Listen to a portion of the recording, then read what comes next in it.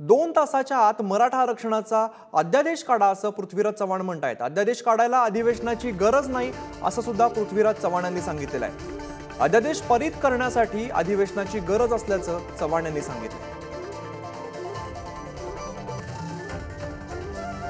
पहिल्यांदा जरांगे पाटलांची मुख्यमंत्र्यांची बोलणी झाली, त्यानंतर गुलाल उधळला गेला, ढोल ताशाच्या गजरामध्ये प्रश्न सुटला असे सांगितले गेले।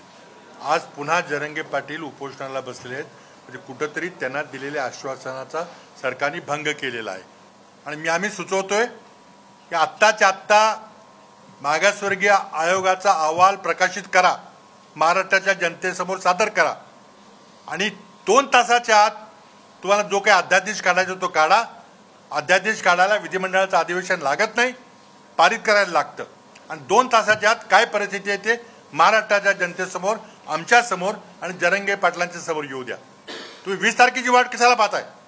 त्यांच्या जीविताला काही धोका झाला तर त्याची जबाबदारी कोणाची असणार आहे?